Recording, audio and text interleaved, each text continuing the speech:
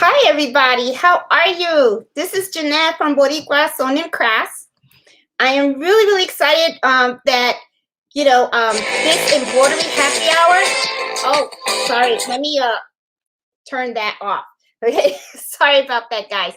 I'm really excited about this happy embroidery happy hour, and I'm gonna tell you why. A couple of weeks ago I did a video on like a buyer beware on different machines, right? And you guys know that I have a single needle machine and I also have a multi-needle machine, and I was talking a lot about I would like to get a second multi-needle machine. Well, one of our viewers, okay, also has a multi-needle machine, and she brought up, she did a video of her own and she had so many great points, and I was just like really taken back, and I was like, wow. I was like, there's so many things that she brought out that I didn't even think about. So I reached out to her and I asked her if she would mind if she could join me tonight so that we can have a discussion about our single needle machines and also the multi-needle machines. And if you guys haven't saw last week, she is actually the young lady that created this mask for me, okay? She makes these beautiful masks. I mean, they're gorgeous. So her name is Harmony, and I'm going to add her now to the stream. And right now I'm using something new. I'm using something called StreamYard. So I'm like starting to get fancy with all this live stuff. So I'm kind of excited because it's the first time I'm using, I think it's StreamYard or YardStream. You guys know what I mean. I always mix up everything, okay? So I'm going to add Harmony on now. And let's see. Hey, Harmony. Hi, guys. How you doing? I'm good. I'm doing good. But listen, I'm going to put a disclaimer out there for all you guys watching, okay? Me and Harmony are in no way, we did not graduate from any embroidery university, okay? We don't have embroidery degrees. We're just two folks that love to embroider, right? Yep. We love to embroider, and we just want to like share our views about the machines, how we use them, how we like working with them, and all that stuff. So Harmony, introduce yourself to everybody. I'm Harmony. I'm sure some of you have seen me around in the chats and Facebook, maybe some of my videos. I'm nervous, guys, so go easy on me. This is my first live. Jeanette convinced me, so I pushed her. Yes. Well, not you didn't have to push so hard, but yeah, she did. But I have to admit though, for someone who has not been embroidering for a very long time, I mean, you have really excelled the craft. I mean, you really have.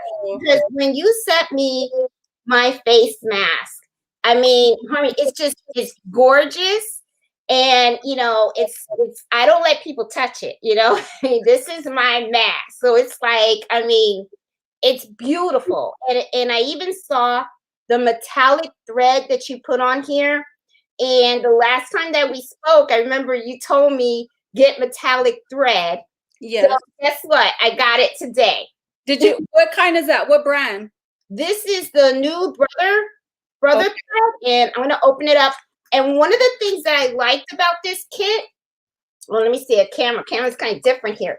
Look, it came with a card on how to use it. Okay. It gave me a card and it gave me some nets. Okay. And it has all these beautiful colors in here. I'm gonna pull them all out. I have the green. Okay. I have like a silver, and then I think I got another silver. I got pink. The yellow. Those are pretty. Yeah, they're really cute. The red. They came in there. I got 2, 4, 6, 8, I think 9. I think I got 9, and I have one that has a different colors. Right, yeah. So if you have any problems with that, you need to do a video of you attempting to use metallic thread for the first time. It is, there's a learning curve to that too, but you'll get it. You'll get it for sure. Okay, now one of the things that it says on this card says that I have to have a different needle, and it's saying to use a 9014. A 9014. So I did order some, and they should come in tomorrow. Okay. So what I'm gonna do is I am gonna do that, guys. I'm gonna film me using this for the first time to see how it goes. Okay. So if you have problems with that metallic thread, I've used a few. I don't remember if I have that one that I've used. Remember the last time I showed you all the ones I used and they're kind of just sitting up there? Well, I discovered one called Kingstar from the brand Kingstar, and you can get it from EMB store or from All Brands. And that one actually is pretty good. It doesn't break as much. You could run it at, you don't have to, when you work with metallics, you have to slow your machine down. Metallic threads are very sensitive. So with the Kingstar, sometimes I can run my machine, like sometimes I forget to turn it down, and it'll be at 900 or 950 and it'll keep going, which is impressive. But it's a really good metallic thread. It helps ease that learning curve. So if you start having problems with that one, I might look into Kingstar. And it also might depend on your machine, because some machines like certain threads and some don't. So I might be recommending Kingstar and then your machine doesn't even like Kingstar. So, but to use the metallic thread on your single needle, or you've used it on both, on your single needle and your multi-needle? On both, yeah. I didn't have Kingstar though when I used my single needle. I just went ahead and used whatever I had, and I mean, you can still do it. Definitely, it still works, but it's the same concept, it. And the single needles usually go a little bit slower speed anyway. So my brother SE600 goes a little bit slower, so it wasn't a big issue, but still, they're still sensitive. Yeah. Well, this one does say to turn it down. It says to make sure that you go no more than 600 per minute. So I think what I'm going to do is I'm going to try this metallic thread on the SE 1900, because I know a lot of our viewers, they're just starting out learning embroidery. So a lot of them either have the I think it's the 4x4 machine, or they have a 5x7. So I'm gonna try to do it on the small machine first, and then if I'm successful and I'm not pissed off and everything, it can get, just expect it. It's not you, it's the thread. It's sensitive to work with, so sometimes you have to be a little patient. You see, I like my little wrong way. I like my little bling. This is gold metallic here, so I gotta have it. I'll put up with that frustration. So I have to admit, I mean, the first person that I think posted on our Facebook page about metallic thread, if I remember correctly, was probably Miss Miles. And I don't know if Miss Miles is on the chat. She's usually on every evening, every Friday, but I don't see her. But she had first tried it. And I was kind of like, no, I'm not going to try it. I'm not going to try it yet. But I will say, just looking at it out of the box and seeing how shiny it is, I mean, it is beautiful. It's very beautiful. It definitely adds the little spark you're looking for. And we love our bling, We do. Yes, we do. We love our bling and stuff like that. So it's like, so when I had did the video on the buyer beware, right?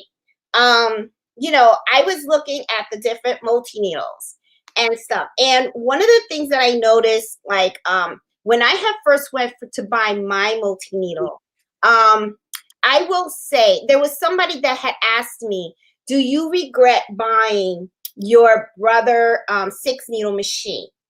Now, I'm going to give the honest answer. Yes, I do. I regret it, and I'm going to tell you why.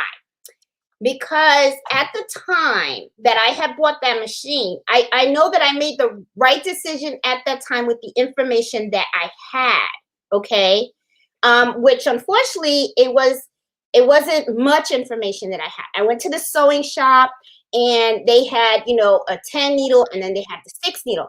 And when I asked the lady the difference, I knew it was a $5 grand difference because these multi-needle machines are very, very expensive. This is not cheap stuff. But she couldn't explain very well about what am I paying an extra $5 grand for. I knew I was getting 4 more needles, but I didn't understand. She didn't explain very good the capability. So to me, I just kind of looked at it as, okay, I'm going to pay an extra $5 grand for just 4 more needles, you know, and I'm kind of like, and I don't even know, you know, if the multi-needle might be for me. So I was like, I don't want to go in debt, you know? So I was just like, okay, just give me the 6, you know? The 6, I will say it works fine. You know, it's a good machine. Don't get me wrong. And I'm pretty attached to it because it's my first multi-needle machine.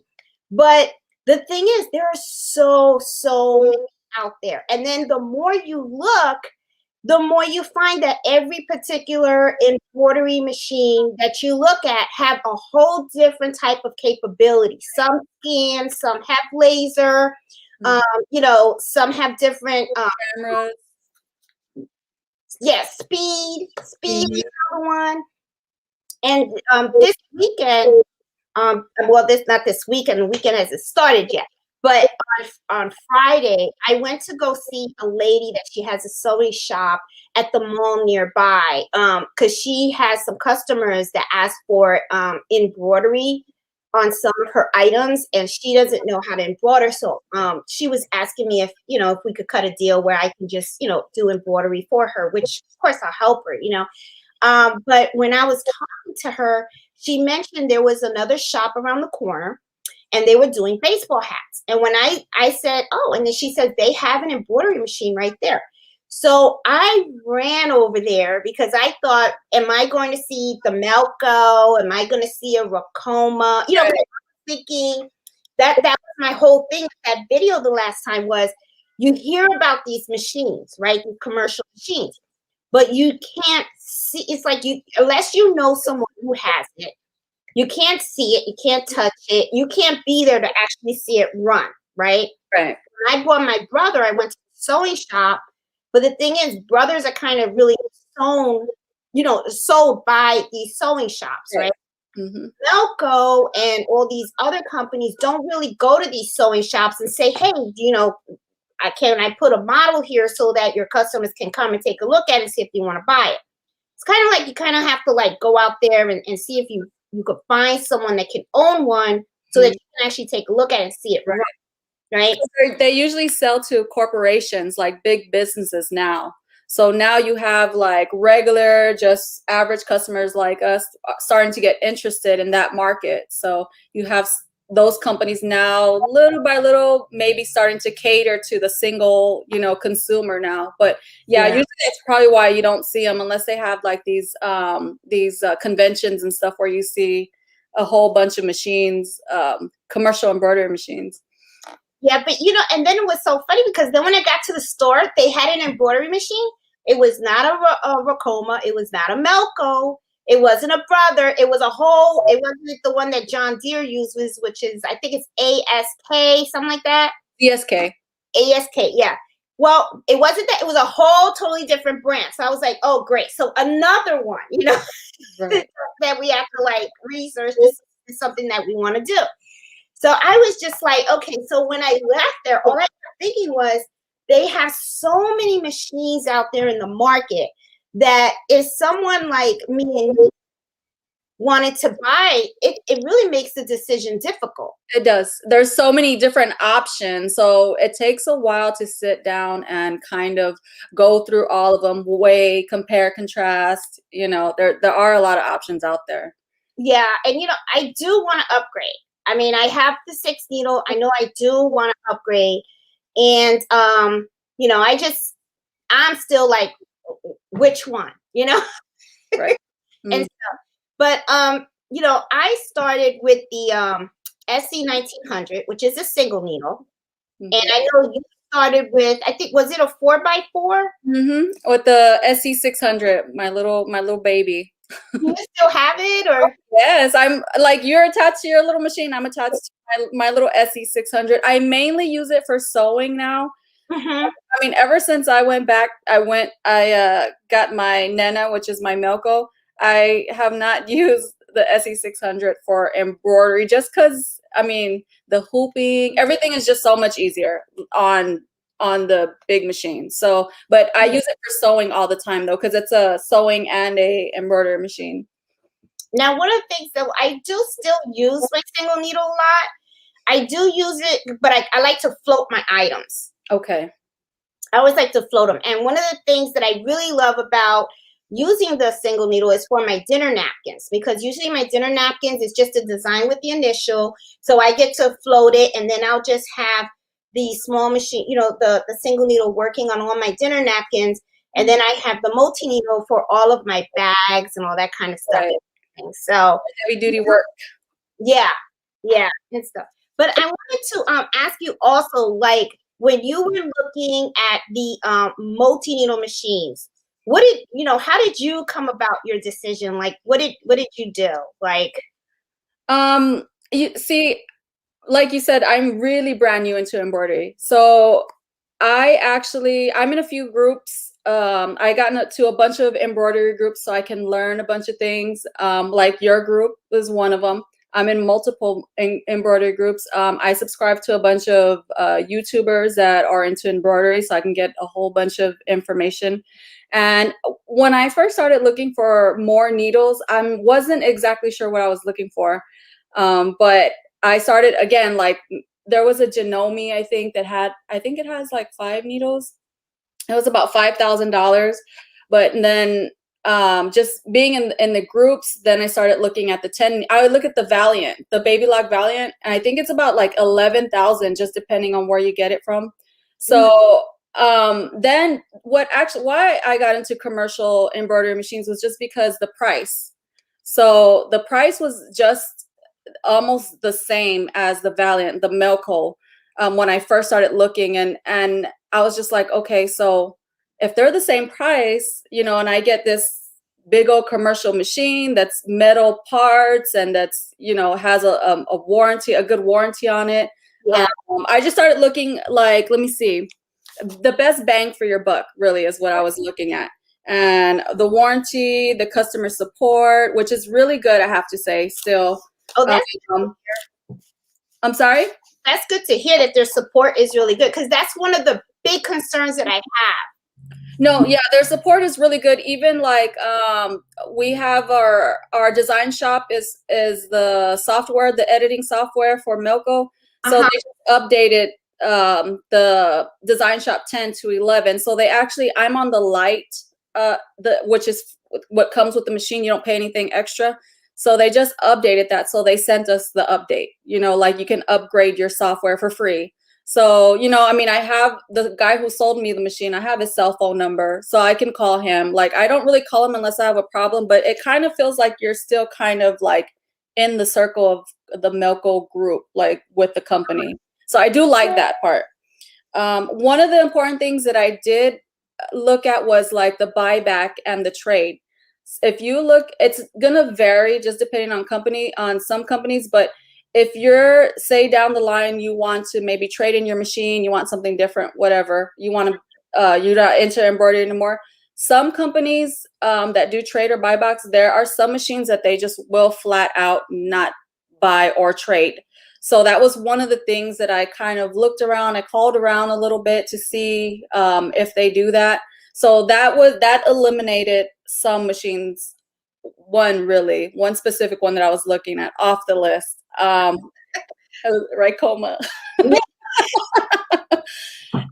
don't want to. There's a lot of people that have Ricoma that are very happy with Ricoma, and that's Yeah. but I do see that there are a lot of companies who won't buy or trade with you if you have a Ricoma. So that one pretty much. And what really got me with the Ricoma was when I did the buyer beware harmony. I went on the Better Business Bureau, right? And they are on there of people with complaints. So when I saw that, I was like, oh, so that kind of like took it off my list too. Because to me, I look at it like if people go to the Better Business Bureau Right. to complain, that means that they are frustrated to a certain level Oh, yes. that it's like they're like done. You know, like I'm done with this. I'm not getting the support I need. I need to go to the big guys to try to get some help. So if I see that people have to get to that level, to me, I'm like, that's not the machine that I want at all. Because it's important for me to make sure that I get the support I need, especially when you have a business. Exactly. Yes. No, and I actually talked to I know maybe a lot of, do you know who Henry Ma is? No. He's actually like, if you go to Rycoma's like YouTube channel, he's the lead, like the face of Rycoma, and he's a sales guy too. So I actually did speak to him, and one of the reasons I didn't go with Rycoma, this was before I went more in depth with research, is the price he offered me for his 15 needle was quite a bit higher than the Melco. And I was just like, yeah, it was. So I was just like, like right off the bat, it was 14, a little bit over 14. And the price I got offered right off the bat, like before negotiation, was 12.7 for the Melco. So I was just like, oh yeah, like no, so really at the end of the day, for everything that I was looking for, I think that Melco was a pretty good bang for your buck. So yeah, and they're local also. That was another thing I like. Some people, you may not need it to be local, but if you have a problem and your machine needs servicing that you can't do, they can get somebody out there to you, and they'll make arrangements for that too. See, that's what's going to be important to me too, because these machines are pretty big. They're not light. Yes, they're hundreds of pounds. Yeah, like all the maintenance. This may not be something for everybody if you're going into commercial embroidery, but I don't know of any machine. Well, and I could be ignorant of this information, but most machines, embroidery commercial machines, you're going to have to service yourself, like your regular maintenance, and it's a pain in the butt. But with Melco, they actually do show you on your computer, and then if you don't understand the pictures on the computer, then they have a YouTube video or web page where they actually show you how to maintenance it. So if that's something that you guys like, that you're not into, or you're not mechanically inclined, which I don't think you really have to be, that's something to consider. If you don't want to service your own machine, then I would say the commercial machine probably wouldn't be for you. The brother that I have, you do have to take it into the shop. Right. Which to me, I do find it a little inconvenience. Like right now, I have to take it in. But I have, for some reason, it's like when I called the shop to tell them I was going to take it, they were not answering their phone. So I was like, okay, so I guess it's not going this week, So I was kind of like, okay. So, but the thing is, I have to unscrew it off the stand. And then I got to, work with Fred and Carlito to lug the baby downstairs into my car, and then I have to drive it over there. So to me, I'm kind of like, okay, the next machine that I have, I don't want to have to do that. I don't mind if I can learn really well to service the machine myself, I can do it.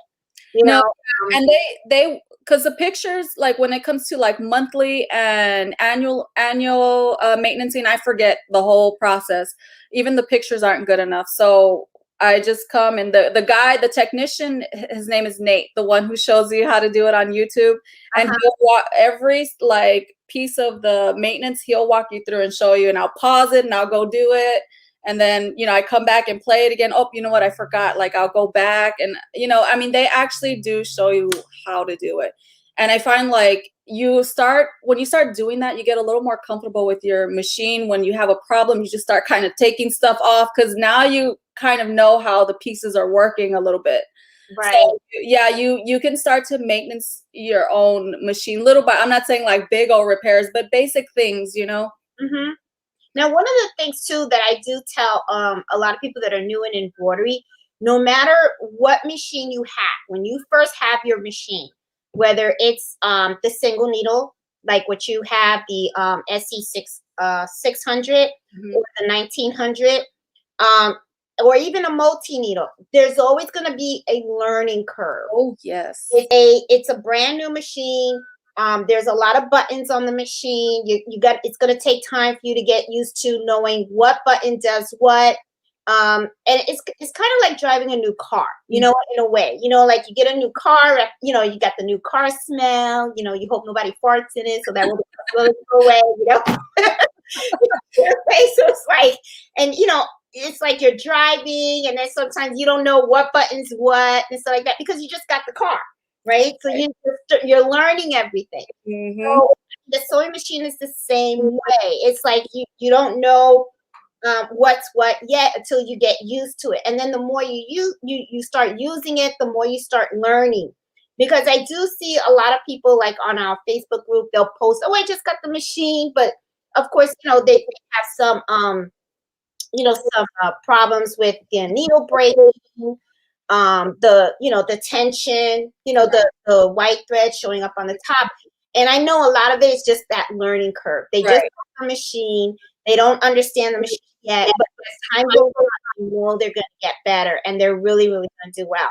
So, you know, it's like, you know, it's like anything. When you get the multi-needle machine, I know it's the same way too, because I remember when I first saw the multi-needle machine, I was like, "This is a monster." Yeah. You know, it's like you feel like overwhelmed, like, "Oh my God, how the Oh yes, it's very overwhelming. When I mean, you don't see that in the behind the scenes stuff, or a lot of people don't tell you that. I didn't really see too many videos about the learning curve on YouTube. So when I was having so many problems, and the thing is, I didn't have to have those problems because they do offer training, but I'm like, oh, like I'll figure things out. Like that's my attitude, you know, and I'm stubborn.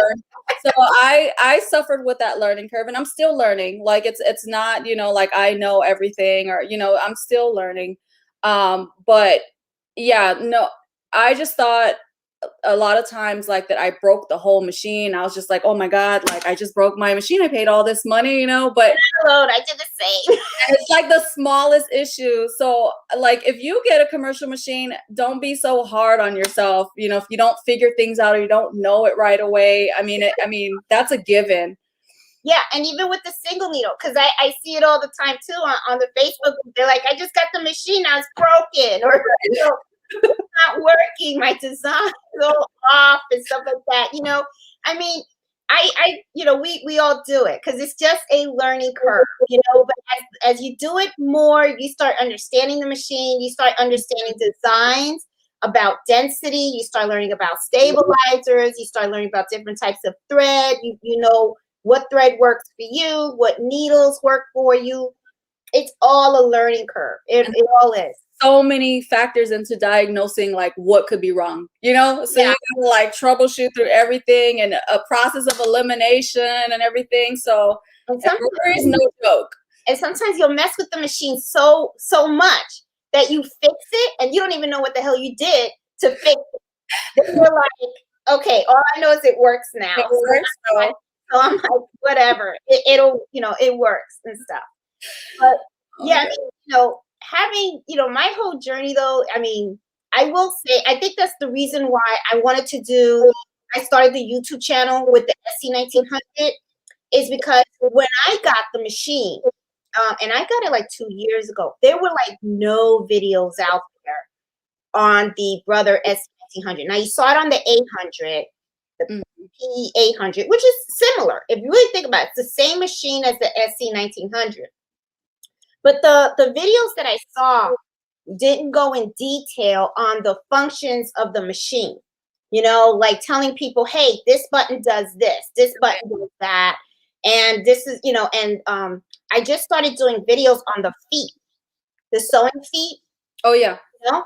And I'm really glad I do that, because sometimes some of the folks in the Facebook group, they actually push me to do these videos because they're like, hey, what is this for? What is that for? And I'll just take out the menu and go, gee, I don't know, but let's find out. Find out together. Yeah, we'll figure this out together then, you know, we'll find out, you know. So, you know, I mean, I've been having lots of fun with the machine.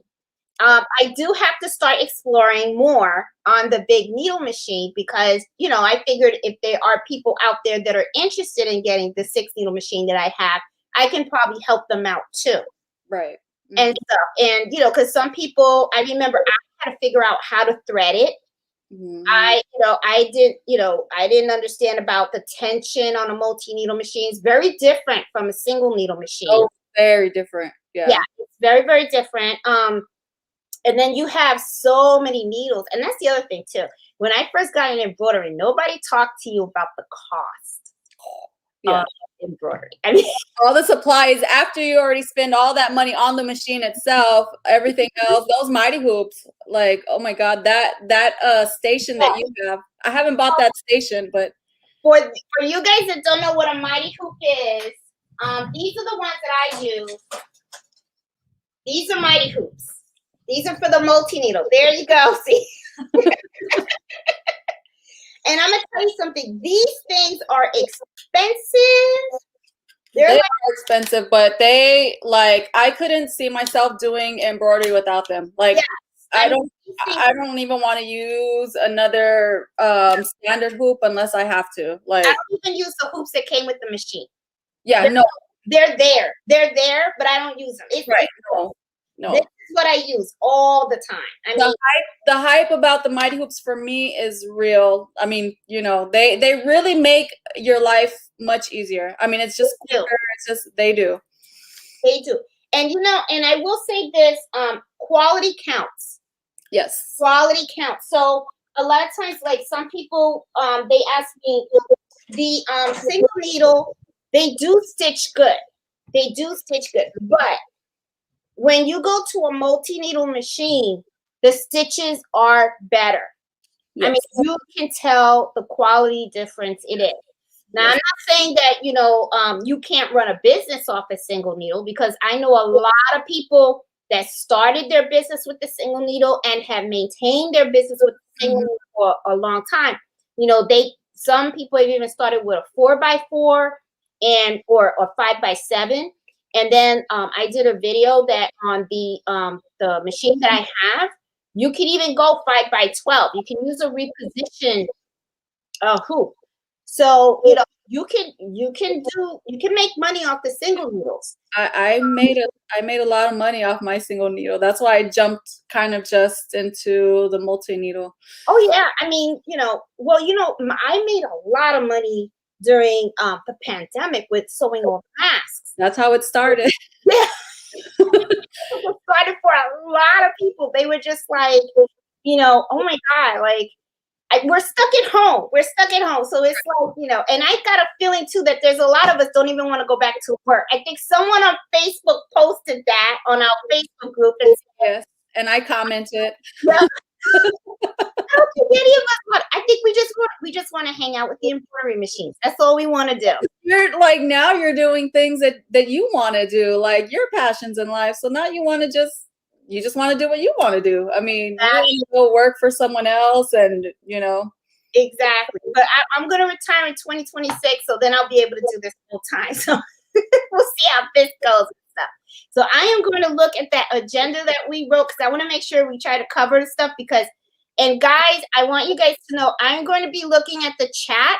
If you guys have questions about single needle or needle, ask away, and me and Harmony will try to answer any questions you have. You know, she has a Melco. I have the Brother PR 670E, which is a six needle. She has the SE 600, and I have the SC 1900. So you guys can ask away any questions, because, you know, like Harmony did a video on her Melco, and then I did the buyer beware. And, you know, the whole objective that me and Harmony just wanted to do was to try to give you guys as much information as possible about our views on, you know, our machines. So that way, if you guys want to, you know, ever upgrade or stuff like that, you guys make the best decision for you. Right. Okay? It's confusing. It's overwhelming. So hopefully we can ease that a little bit. Yes. For you guys. Yep. Because, I mean, it's a lot of money. If you want to make that jump, it's a lot of money. And then also think about this also. If one decision, just because somebody made a decision doesn't necessarily mean it's the right decision for you either. You know what I'm saying? So you have to look at your own situation. Think about, where you want to go with the craft. If you want to go as a business, try to think, what machine is going to help you to fulfill you meeting that goal. What functionality, like let's say, if you just really want to embroider baseball hats and all that kind of stuff, you're going to want to really get into a machine that really does baseball hats really well. You want to do shirts, bags, and stuff like that. Think about that when you're thinking about investing into a bigger machine, because you want to make sure that you're getting a machine that, and I think Harney, you mentioned that you want a machine that's going to grow with your business. Right. Yeah. That's why I got the Melco, because obviously I was only doing masks, but I thought future wise, like if I want to start a business, I want to purchase a machine that's going to be able to pretty much do any project that that someone approaches me with, or something that I come up with, and that's pretty much what I did. So that machine, I mean it can pretty much do any project, so that's something to consider. Maybe not everybody's ready for that, but you should consider that though.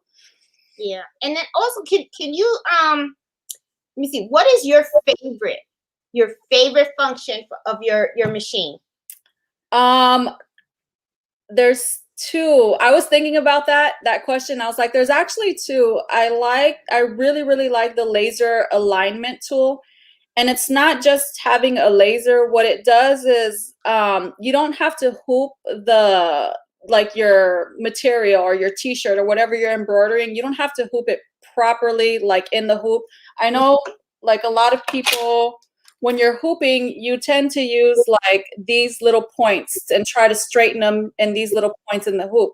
But with the laser alignment, I mean, you can hoop it crooked if you want, but you draw your two little points on your fabric when it's in here or when it's out, and it will, like, say if I want to, I'm here and I want to center this exactly where it's at. I just draw like 2 points on both sides, and what the laser alignment will do, it'll center it exactly in that area. So yeah, it'll center it. Like if I'm doing a t-shirt here, I'm not going to go all the way down because this has a curse word. I just put it like a dot here and here, and it will, you put the program the little dots in the machine, and it'll align it perfectly centered in there. So you don't actually have to hoop it in the hoop like straight. The other one that I do like, and I think this is a benefit of the separate PC. I think this is why they did that, is where like I like being able to use the internet with my editing software and then sending that directly to the machine. So like, like my digitizer, he sends me my file, and then I go on Messenger, I download it, pops right up on my software, and then I send it to the machine, and I can have that embroider right out. So I think those two things are tie for me. Okay. Well, see, I have a laser on mine, but what's funny? Remember, I had mentioned the Melco, that was one of the things that I really didn't like about the Melco, was that you had to buy a whole separate computer for that. Yeah. Yes, you do. You do have to, if you already have a Windows, like a laptop, or you can't use like a Chromebook or like a tablet. But if you have a Windows computer or a laptop, you should be able to use your machine on that if you already have an existing one. I bought mine secondhand from somebody. It works good. The thing I also like about that is I was wanting to buy a big, like my Mac has a big screen, so I wanted to buy a big screen, so when I'm working on that with a touch screen, I can use that too. Like, I'm thinking about that. I don't know. But you do actually ended up liking the fact, because all my embroidery is there. Like I have my embrilliance there in my computer, my design shop, and then my Melco software, and then the internet, and I use all of that. If I need to go somewhere, I take it with me, and I do my, I actually ended up liking the system. It's just personal preference. Oh, okay. Was it a huge like learning curve for you? No, well, design shop, I have Embrilliance and design shop, and I have both of them at the very just basic level, pretty much both of them. But design shop on Melco's system is a lot more um, thorough, I guess. It's not as basic as like in Brilliance. There's a lot more that goes into the even basic editing in there that I still need to learn. So, but the learning curve is not that big with the software, the design software. I don't think so. If you're like coming from in Brilliance, a little bit, but not too bad. Oh, okay. So you're still using it in Brilliance though, right? Yeah, I still use Embrilliance because one of the features, and they just updated the software for the design shop. I think I mentioned that already. So one of the things that they don't do is they don't remove those hidden stitches, like Embrilliance automatically does that. Right. So I use Embrilliance a lot for that. I actually have Embrilliance on my Mac. So if I'm just wanting to do a layout of something, I'll sit here and I'll use Embrilliance if I want to do that. Like if I'm sitting here at my desk. But I still do use Embrilliance sometimes.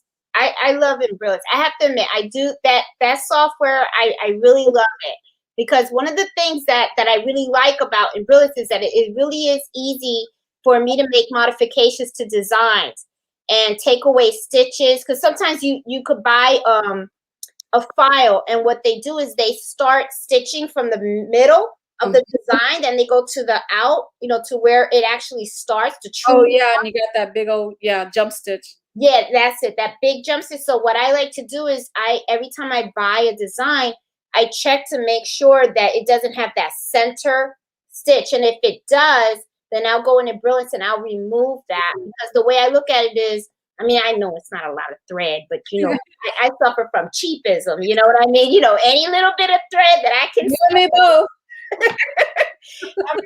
I'm like, I don't need that junk, so I'll just like take it out and then I save it so that way it can actually. I think, and I think I heard. I was watching John Deere, and John Deere. For those of you guys that don't know, he's like the master of embroidery. Digitizer, yeah. Master. His whole family has been in the embroidery business for years. I think his great grandparents were embroidering from back in the day and stuff. So he talked about the center point and the true point. And he considered the center point is when you have designs like I was talking about, where they start at the very center and then they move out to where the actual design starts to go. Right. He said the true point is where the design actually starts. Okay. So I was like, well, I like true. I don't like those random stitches. Yeah, I don't really like those. But yeah, it's kind of like I find them a lot in designs that I buy from embroiderydesigns.com. Oh, okay. I noticed that a lot of the designs that I buy from them, they always start. They have that center point to start. And that's where I'm kind of like, So every time, I mean, they got beautiful designs, but every time I buy from them, I always put it in Brilliance and I start the stitch simulator. And as soon as I see that there's that jump, then I just take that out. Okay. So, let's see what else we had questions. Let me see. Okay, supplies. Let's talk about supplies. Because a lot of people sometimes they don't know. It's like, and I think you kind of know in a way. Well, I'm sure all you guys knew when you got your single needles, okay, and you bought the machine, it wasn't just the machine, okay? After you bought the machine, then you had to buy the thread, then you had to buy the stabilizer. And if you guys have been watching me, you also see that there's like a bunch of other stuff that you would get, like the magnetic hoop, like the position hoop. Then, you think about, you don't just want to use small combs anymore. Now you want to get into the big combs. So you go and you buy a thread stand. So, what ends up happening is you end up buying a whole bunch of supplies for your single needle. Well, if you want to get into embroidery, just make sure something that you're gonna need probably is another job, like so that you can pay for all these supplies. That's why I keep telling people, open up your Etsy shops, people, because you got to get this money back. You know, It's expensive. yes, put your stuff on Facebook, sell it. You know, at the same time while you're embroidering, you can make some money on the side, help pay for your thread, your stabilizer, your tender touch, and everything. So, I mean, but the same goes when you go into the world of the multi-needle. You know, it's like even when you have the stuff for the single needle, you have to buy extra stuff for the multi-needle. For example, the mighty hoops that we just were showing, those are $150 a pop. Or more if you're buying the bigger ones. So Yes. 200, yeah. And we're talking about one hoop. One hoop. Yep. So it's like I think this little one, I think this is one of the smaller ones. It's like 150. I think this is 150. This thing right here. I got that smaller one with the hoop stand, the hoop master stand. You know, the stand that you use to that's like how much is that? That was like almost $600. Yeah. No, that I haven't gotten there yet. Well, I bought that when I was doing the 36 shirts for that flooring company, and I kept messing up all those shirts. I mean, I was like, I bought 36 shirts from Jiffy Shirts. I remember 10 of them in the trash already because my shirts were not coming out right. And then I bought the hooping station, and then the hooping station, it really does work because the logo was in the same spot all the time. Yep, and I was able to use the mighty hoops, and I was able to hoop it correctly and everything. But I'm telling you, it's like if you think you're spending money on the single needle, you're gonna be spending money on the multi needle. So get your wallets ready because it's like it's expensive. It's expensive. Yep. And I mean, you got to buy one needle for the single needle. You got to buy, I mean, I buy the packs of 100 needles, for mine. You got to buy more stabilizer. You got to, whatever you're buying for the single needle, you got to, I mean, triple what you're buying, really, honestly, just because the size of what you're using, all the needles. Yep. And you have to change those needles, folks. Change those because it makes they get dull. Yes. The needles get dull. And when the needles get dull, what happens is when it's sewing on your fabric, it's going to make a bigger hole. So and your embroidery, believe me, you will see it. You will start to see it. It'll make bigger holes. Sometimes it'll make runs in your fabric. It'll snag your fabric. So you make sure you change those needles. Yep. Yeah, you do. I mean, and believe me, I know the pain of sometimes changing the needles too, because like I said, cheapism, because every time I change the needles, I do look at them and I go, man, I could have done another hour, Could I have done another hour? But you know what? Be safe, change those needles, because the moment you don't change those needles and then you put something expensive in your machine to embroider and then there's a snag, and it's all because you didn't change those needles, you're going to kick yourself. Because then you're going to be like, great, now that really cost me money. A dull needle will damage your entire design. I've had it happen a few times. So you were cheap too. No, I was I am totally new to, well, not totally anymore, but then, now I kind of change my needles on the regular. So even just as a habit, yeah. So. Yeah, I mean, I always changing my needles. And then let me see, what else do I have in here? Okay, we did cover hoops and frames, needles, the thread. Oh, if you're using a multi-needle. Yeah. Yeah. I think this is probably my most important supplies. It's a noise canceling because it gets loud. It's true. Before I start the machine, I am looking for these. I make sure they're charged. No, I cannot embroider without these right here. These are gold. And don't let me get an order at 8 o'clock at night, because if I get an order in my Etsy shop at 8 o'clock at night, I be turning on that sucker. And let me tell you, my husband and my son are like, really? Really? Try to sleep. because I have the spare bedroom upstairs as my embroidery room. So Okay. my son's right next door, and then my husband's across, so they hear it. I mean, these machines are loud. They are. They But are loud. some people put like mats underneath to try to, steady. Right. But it's still gonna make noise. Yes. It's probably just not. Maybe they can't hear it downstairs or something like that. I don't know. And stuff. But yeah. But I'm gonna go down the chat room and see if you guys have questions and stuff like that, and then me and Harmony can just like help you guys out. Man, I see we got a lot of folks on here and stuff. We got Tracy D, Cindy, Maria, Crafty, Margie. Hey, Mary Beth, Kenya. Hello, Christian. Hey, Nikki from Crafty's Life. And Nikki, if I remember correctly, Nikki had a coma that she got rid of. Red line. Yeah. No, it was red line. That's right. She had a red line. That's right. She did. And she was not happy with that. And so, hey, Sylvia. Hey, Kathy. I see Lisa, Sarah. I see a lot of hellos. Hey, Miss Wade and Tracy, Christian. See, I see from Dallas is in the house. See Kathy. My cousin Leslie's on. I see. I had to get the family in there, Of course. Hey, Miss Brown. Love those threads I use and the 7511. Oh, she uses, okay, so she's using the 7 on the metallic.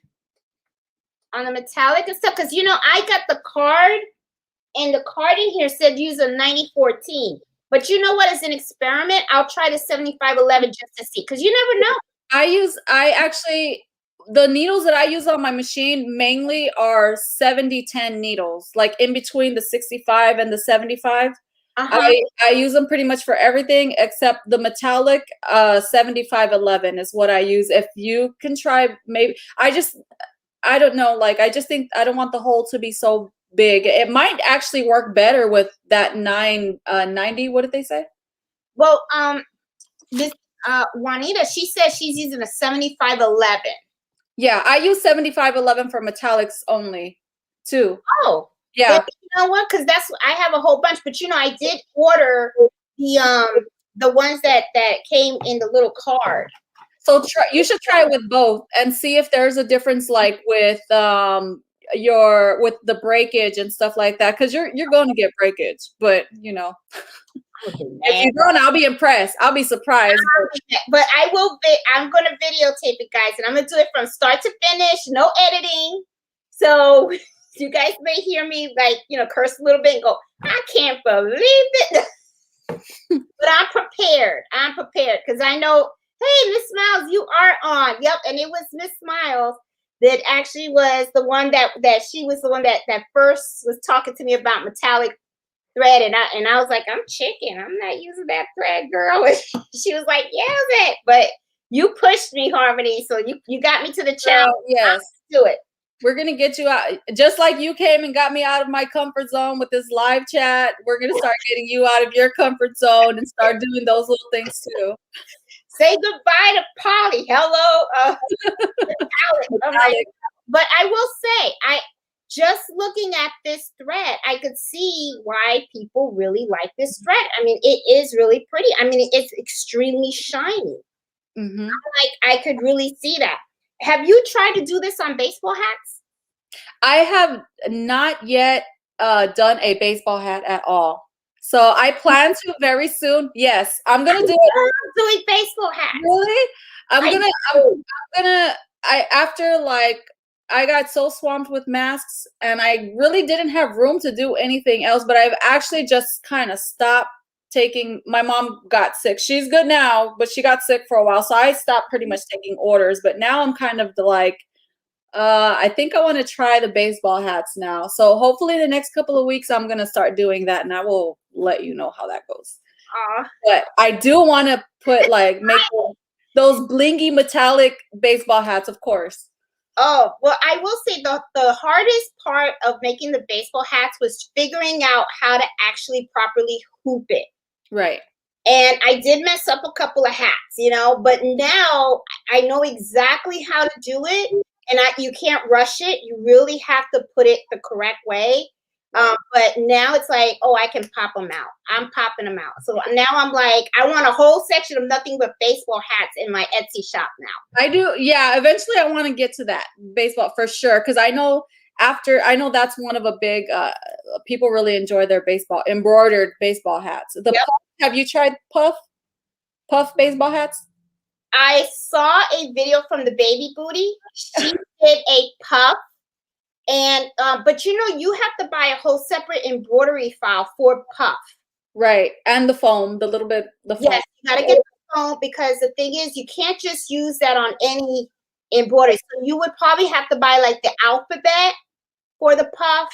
Yeah. And stuff like that, because you need longer stitches. Right. You know, to go over that foam. Mm-hmm. So I have not done that yet, you know, because no, I gotta take the baby steps and stuff. And I've been focusing a lot on doing the videos on the small machine, because I wanted people to really learn the small machine, because, you know, like I said, there was no videos out there. So I was like, okay, these folks are gonna be struggling. So I'm like, all right, I already been through it. I did through all the struggles and stuff, and I still make mistakes on those videos. Oh, me too. In there.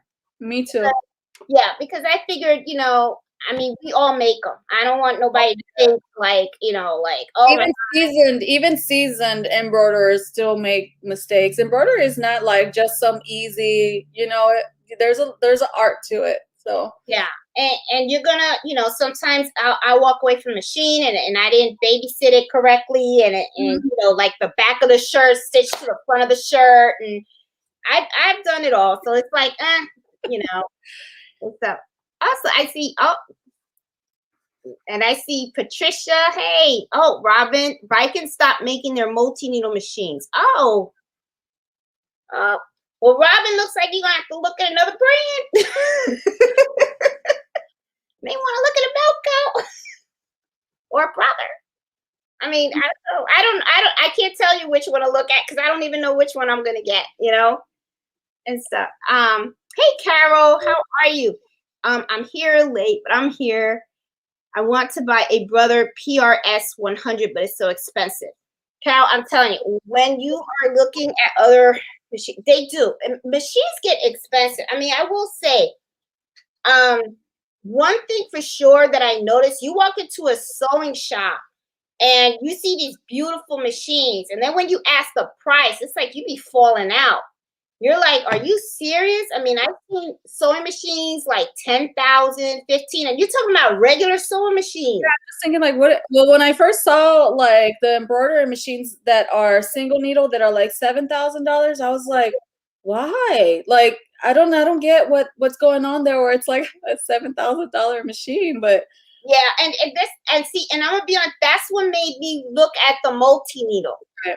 Because to me, it got to the point, like, once the price of a single needle machine kind of like went, you know, head to head with the price of a multi-needle, I was like, I just couldn't justify spending the same amount for something, a capability that I already have on my SC1900. Right. That's why I went to the commercial. The same reasoning, actually. Yeah, because it's just like, you know, I could understand that some of these machines probably have a bigger hoop, but the thing is, so does the multi needles. Right. They have bigger hoops. Have more needles. More needles. And you don't have to be sitting there after every color change and changing it.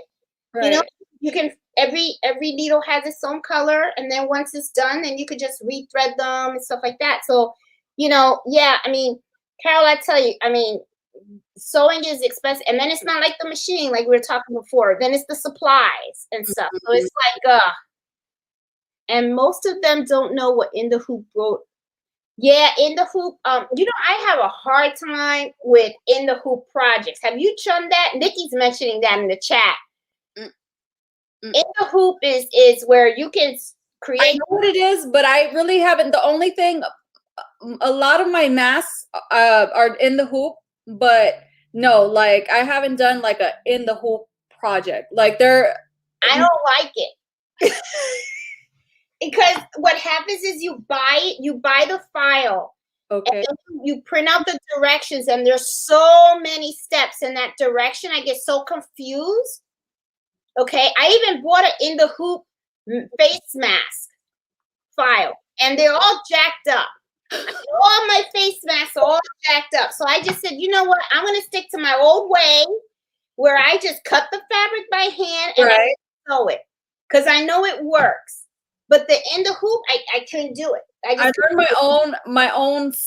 My masks are like semi in the hoop, but I learned my own. I draw my own patterns. I learned my own way. Like I figured it out. So yeah, like that's the only thing that's, I guess, somewhat in the hoop project that I do. But those other ones, you should go to the ones that have a YouTube video, so you can, like, you don't have to read. You can see them doing it.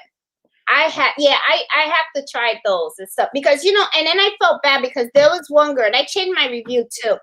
I bought an in the hoop project from her, and it was making an ID, right?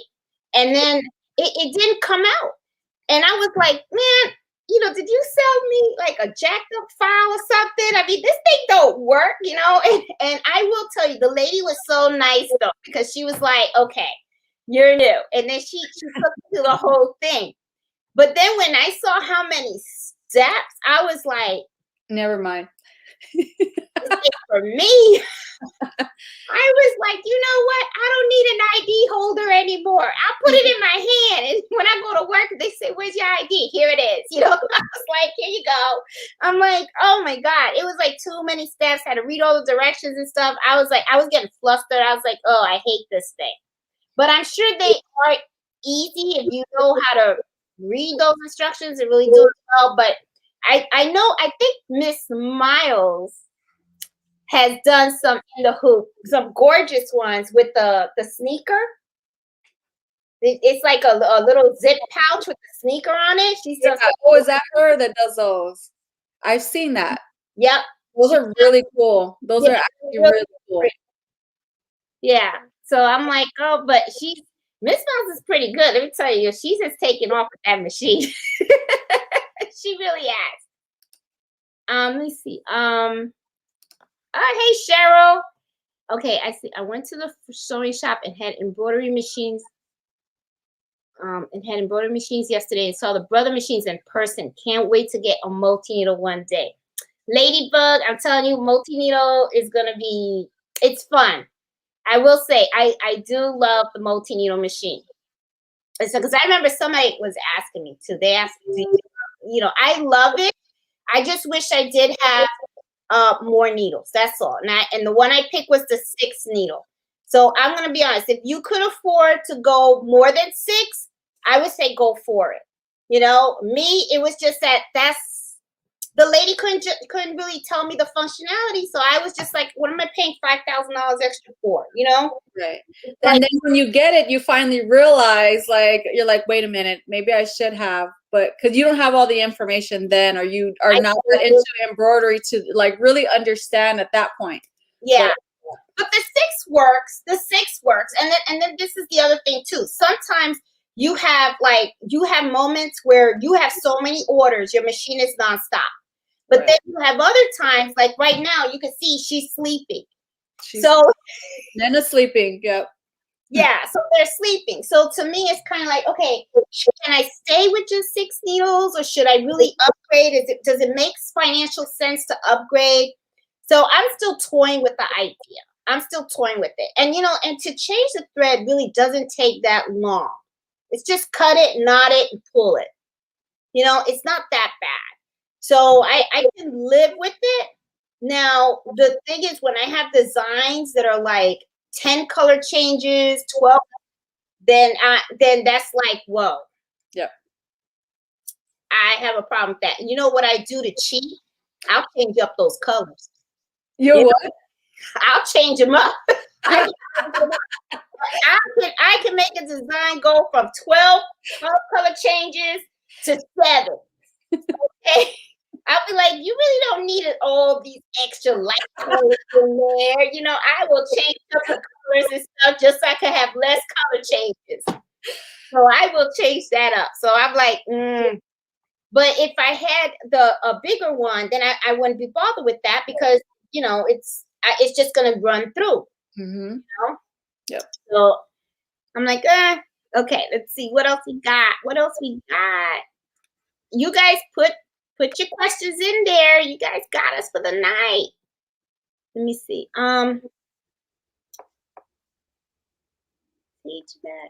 Hey Tracy. Hey Patty. Patty's there. Harmony, love your queen bee design. Lucky Lucy. Thank you. I love that. I have to embroider more shirts for myself. Now it's like you want to make your own clothes, you know? Yeah, I haven't been doing much of that, but I need to embroider more. I'm keep looking at the camera and I'm like on the opposite side, but I need to embroider more clothing, more shirts and stuff like that. Yeah, let's see. I had the repair guy told me to get a rack case, a junk. I'm a brother person and a tech person is awesome. And I have 2 brother machines and I've never had any issues. Yeah, and I don't have any issues with my brother machines either. I mean, I'm not gonna, I cannot say that, the brother machine that I have has given me issues. I really cannot say it. I mean, it has been very easy to use. I bought it, I've had it now for a year. I just have to take it in for the regular servicing, and it's not because I have an issue with it. So yeah, I mean, Brother is a good brand. The only thing is that their multi-needle machines only go up to 10 needles.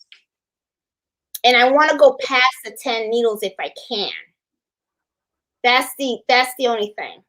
Now, if Brother comes up with a 15 needle, I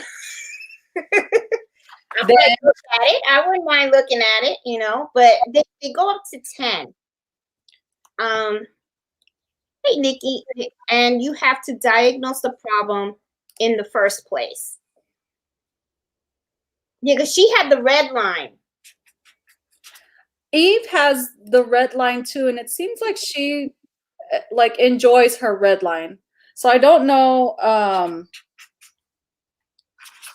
I don't have obviously I don't have that machine, so I don't have an opinion about red line. I really haven't seen I think Nikki's the only one that I've seen that really had an issue. I've not done too much research, but I know Eve really enjoys hers.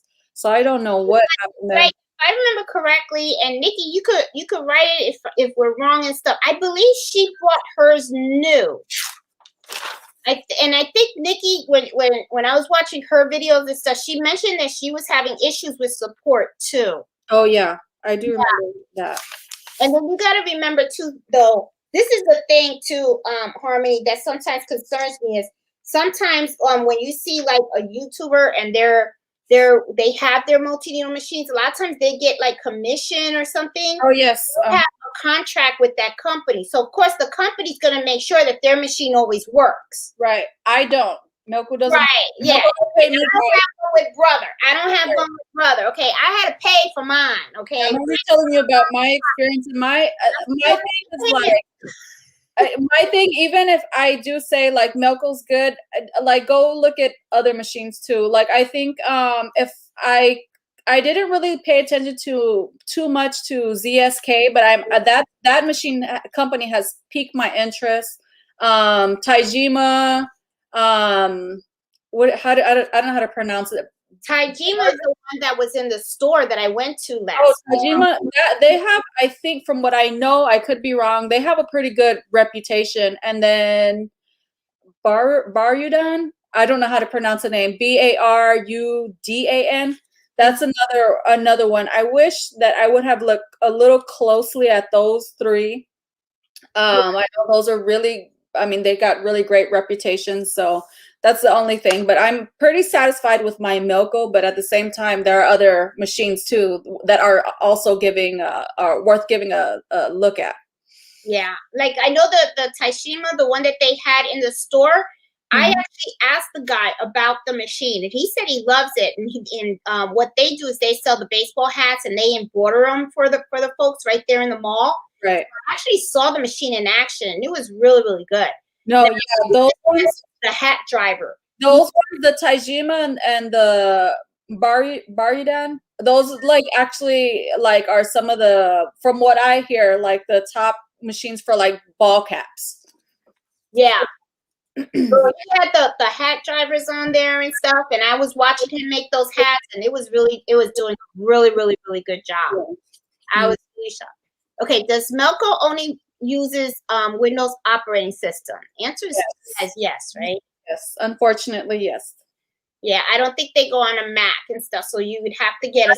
I'm a Mac girl too. I really like my Mac, and it doesn't go on my Mac. So yeah. Now I think you could partition your Mac to run Windows. right, you can do that. I didn't want to do that. Like you can get something like Parallels that like runs the Windows operating system on the Mac, and you can do it that way if you want. That is an option. I chose not to do that. I just went and got me a secondhand laptop, and I like having a separate, computer just for all my embroidery, so it's fine.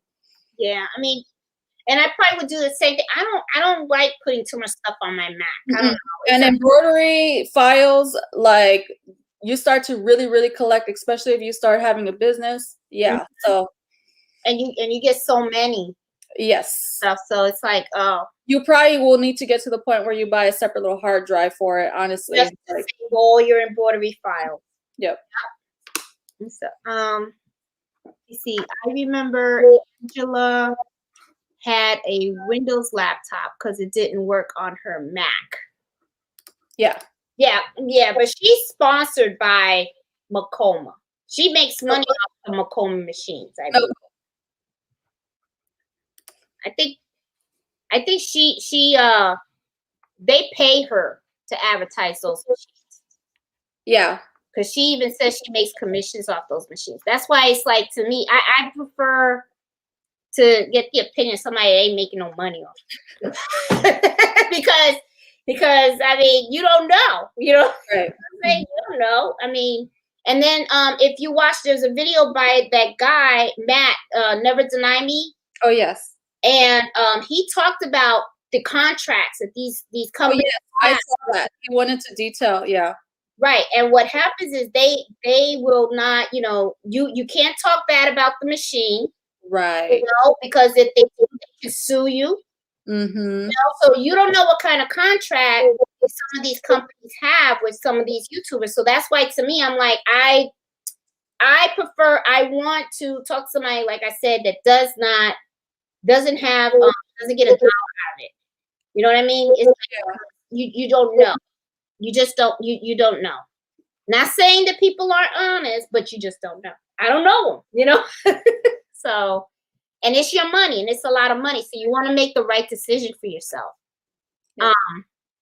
Someone asked, like, how often do you change your needles? Me, I do every 2 weeks. I change all of my needles, all 16 of them.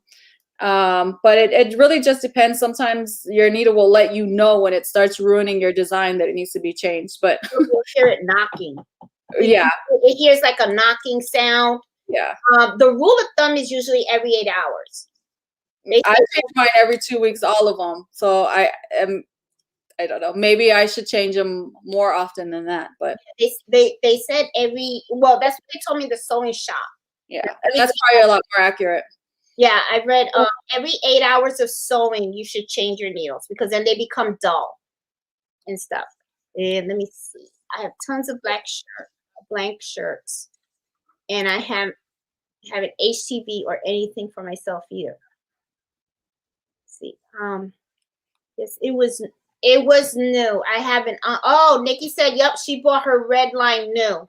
She did an unboxing video of the red line, so we gotta check that out. And so it just didn't work for her, So, and I know she's not sponsored by it, and I don't know if Eve is sponsored by that either. I don't know if she is. I'm not sure, but she seems to run it fine. Like, I mean, everybody's gonna have a different situation. Yeah. And Nikki could have got a bad machine too. You never know. That could definitely be it. Yeah. Oh, then there's someone here, Trisha. I've had a red line for 9 months. Hubby and I bought it because it was what we could afford. Haven't had a problem with it, and I haven't had to contact customer support for help. See, so I mean, and that's the other thing too. Everybody's experience is a little different, you know. Like somebody can get a Milko and think, I mean, just think it's complete trash. So, right, it's just and see, that's the other thing too. Is to me, I think when it's time for me to make that next step, I probably will be looking for someone that has the machine that I'm interested in, and I'll probably be like, "Hey, can I visit?" You know, you come visit me, Jeanette. that's it. That's it. I'll be like, "Okay, where are you, Harmony? I'm getting on a bus right now." You know, because I want to see that baby run. You know. Come embroider some stuff on it, whatever. I'm like, I just want to really, because to me that's important. It's like I really want to see the machine and stuff like that. And I know I'm not going to find it in a sewing shop, which is why when I went to the mall and they were like, "Oh, they have an embroidery machine right there." I mean, I literally was skipping all the way over there to Liz so that I could see. And then and I thought it was going to be like a Melco or Wacoma or Redline. What are the ones that we usually hear about? And then it was a whole totally different one. And I was like, oh man. I was like, okay, another one to explore, another one on the list. Someone asked what Cindy. Hi, Cindy. She asked what format does Melco use? They pretty much use any format. You can use PES, EXP, really anything. Yeah, my brother is just PES. Right. Yeah, brother is PS, and I think my girlfriend Robin has a Viking, and I think hers is a HUS. Yes, and it takes those files as well. Mostly any file, I think. Yeah. Let me see. Let's see. Any other questions out there? Look, I see one. Who do you both use for digitizing? Who do you recommend? I have a few digitizers that I like. My favorite one, my main one I use, because we have a better working relationship actually. His name's Sebastian. He's always busy all the time. So if you want to wait for him, you can wait for him. But I have these. Fine. Huh? Yeah, he did that. He did hers. These are two people that these are their names on Facebook, and I'm pretty sure they'll be happy for the shout out. But they do pretty good work here. So these are two guys that I use as well. Sebastian is the other one. Sebastian Molina. He did mine. He did a really good job. Oh yeah, Sebastian did hers. Yeah. He did a really, really good job. And so I want to reach out to him just to say thank you. Because I mean, I was just like, I'm telling you, this thing took away my breath. I was like, yeah, he did that, and then so I sewed it out, and I didn't like it. Like I'm usually really confident in his work, and usually if I sew it out, I'll just sew it out already, like the first. Usually, sometimes it doesn't, but I sewed it out, and I was just like, what is this? Like, you know what? I was just like, no. I sent it back to him, like the picture of it, and I started telling him, you need to fix this and this and this, and then, but he had already was on it, so he sent it back to me like 20 minutes later, all like fixed. I was like, okay, good. Like, oh, he did a great job. He did. Now I want to embroider it on my jacket. I was going to ask him if I can get a couple of more files that are just resized, just so you can have a little bit bigger. Oh, that would be great. I appreciate that. You're welcome. That would be so cool. And so let me see. What other questions we got out there? Let me see. I'm having trouble with my SC 1900 tension. The bobbin shows on the top. Tried loosening the top tension, but then it's too loose. Any tips? Hey, Cindy. Yes, what you probably need to do is adjust the tension in your bobbin.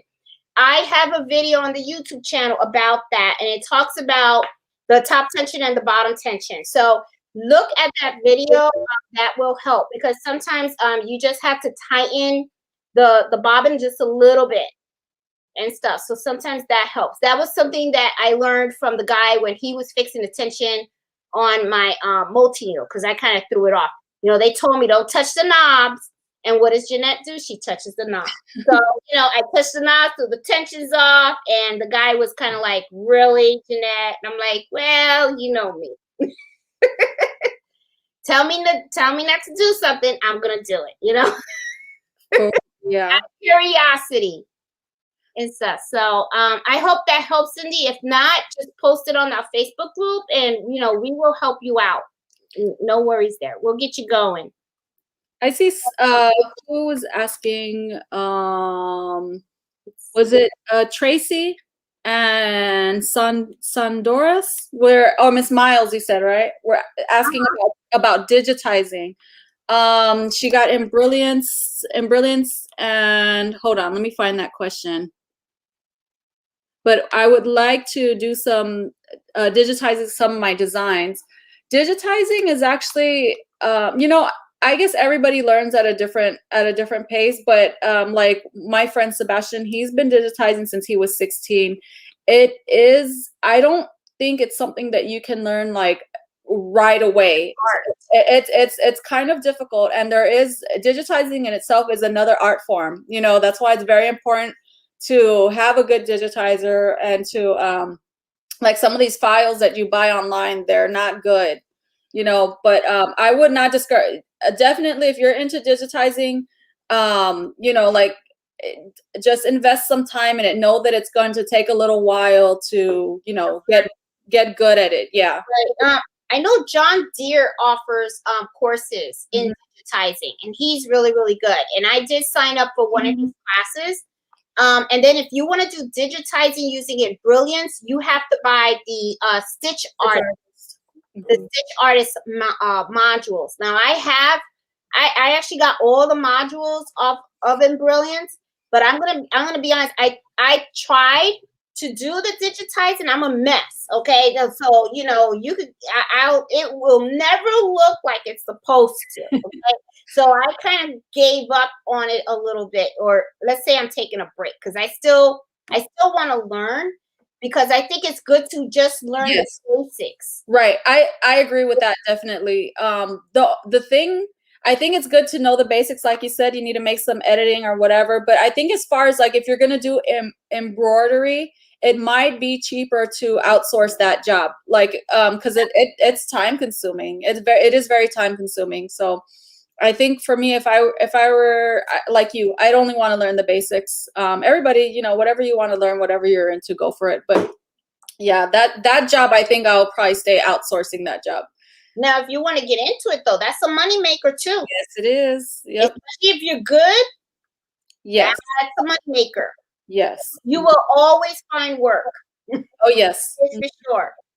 Because people like to get their logos digitized, that kind of stuff and everything. So that's a good money maker if you're really into it. But you really gotta love digitizing. I get a lot of my work digitized just because it's like you can pretty much almost guarantee the quality like of the the stitch, and then you get comfortable with your group of digitizers, so you're like the job's gonna get done right, and if it doesn't, then you can take it back and say, hey, you know what, can you fix this? And they'll fix it, like no problem.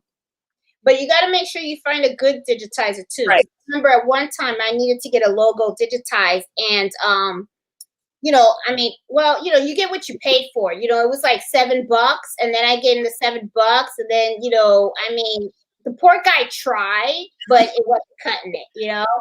And then he was like, well, if you pay more money, I'm like, I'm not paying no more money, because I just saw that as throwing more bad money after that. So I was just like, thanks for trying. Don't worry about it. Keep the money, because it was the time, and you tried it, and stuff. So I was just like, and you move on to someone else. Exactly. Just move on. But it's like, and that's the other thing too. Also, if you're selling stuff and somebody asks for something to be embroidered, make sure you cover that digitizing costs in your price. Yes. Okay? Absolutely. I always, if someone wants something specific, some type of logo, some type of picture, whatever, I always let them know this has to be digitized. And I will, like, usually I'll communicate through email or through Messenger with my digitizers. I'll send them a screenshot of the price that the digitizer quoted me. And I'll, obviously they have to pay that on top of my fee, like for what I'm doing. So, Right. and most people are okay with that. Some people are, you know, like you said in your last video, they do try to undercut you because they don't understand, you know, they just, but They don't understand the amount of work that it takes. They think that it's just take the file, scan it in, and automatically an embroidery file just appears. like you just get the picture, they send you a picture in their phone and you put it in your machine somehow and it just comes out magically. Like, and it doesn't work that way. Somebody's actually designing something right. from scratch, and they have to actually draw out every single stitch for that machine. And people really don't understand that. It's like, you know, it's a concept that they don't grasp because they don't know embroidery, you know? No. So, let me see. Is there any other questions out there? Oh man, we're past.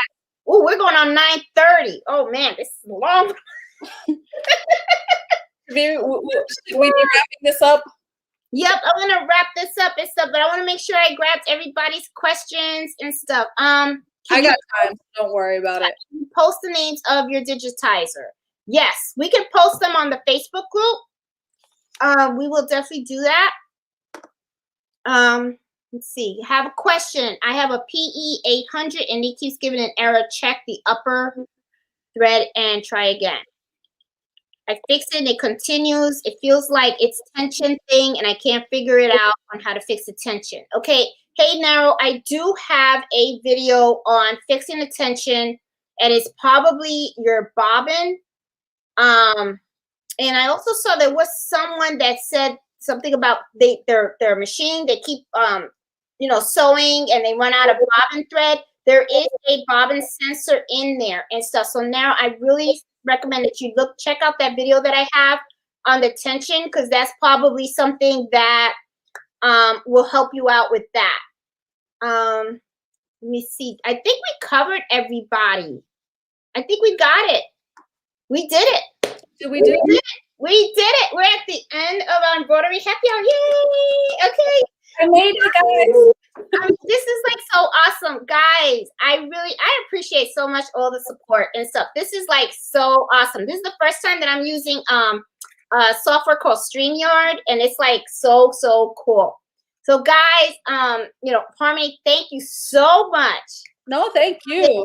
This was fun. I liked it. I really liked it and stuff.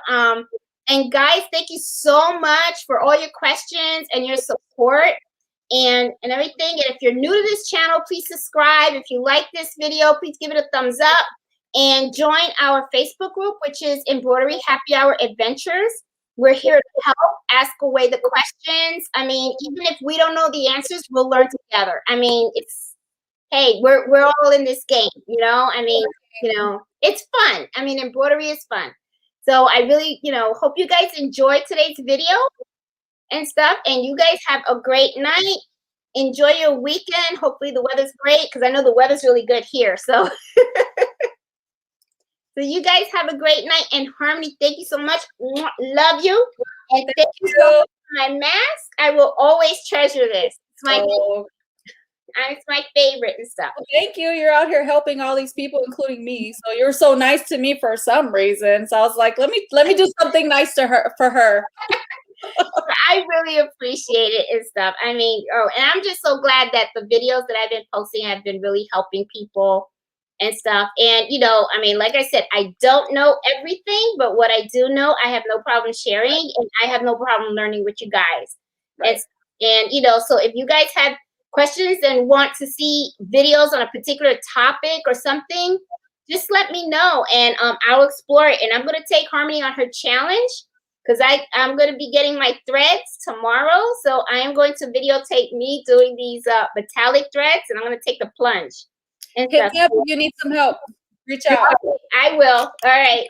So you guys have a great evening and stuff, and I really enjoyed this happy hour. So I hope you guys liked it too. Love you guys all. Take care. Happy sewing. Happy embroidery. Bye.